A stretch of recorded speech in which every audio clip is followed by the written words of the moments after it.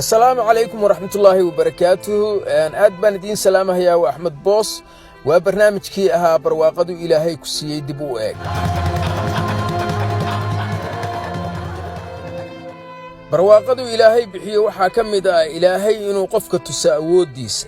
قلبيسا جليو إنو وحقبسن كرو قفكان حوق ما أها إنو قفكو ليهي قعما واوين يمرقا واوين waxay ka timaadaa qalbiga ninka halka idinkaga muuqda oo taayirka bedelahaya waa nin naafa oo qaarka dambe naafa ka ah shaqadaas uu hayana waa shaqooyinka culus oo badankoodu dadku yiraahdaan waxa qaban kara qof ka tagay maantay waxaad arkaysaa qof lixdiisii lixaad qaba oo meel uu leeyahay aan la arag oo meel iska fadhiyo jeebka gacmaha kula jira oo kule maxaan qaban karaa xagee wax laga qabtaa oo shaxaad iyo afmiishaarnimo ku jira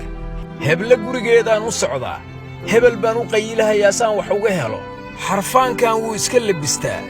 dibadda laga biilaa halkaan baa laga yeelaa war ninkan raggeedii way ugu jirtaa qoftoo badar noola abu ku haya waxaa laga yaabaa 24 saac inuu telefoon ku jiro qiyaali ku jiro hebel muxuu soo diray muxuu qabtaa hebla maxay dhistay gabar masaakiin ah oo ilaahay xaaladeeda og yahay baa laga yaabaa inuu dhuunta u galo asagoo uu qaba aan la arag barwaaqadu ilaahay bixiyay geesaha ka taal wabigii gadaashiisa yahay baddii hortiisa tahay ciidda uu ku taagan yahay aysan u baahnayn bacrimin hadduu biyo uu ku shubo uu kala soo bixi karo wuxuu u baahan yahay uu ka ganacsan karo adduunkaas u dhoofin karo organic baad haysataa war barwaaqadu ilaahayna siiyay aan dib u eegno inaan iska fadhinno with no reason wax macquula ma aha jiritaanka bini'aadanka ay ceeb ku tahay madaxaan aqligan ilaahayna siiyay waa awood wuu nugula xisaabtamahayaa inaan wax ku qabsannaana loogu talagalay inaan adeegsanno shiilno adduunka inaan kula tartannaana loogu talagalay inaan shaxaad iyo qaxooti iyo tuugsi ku raadinna ma aha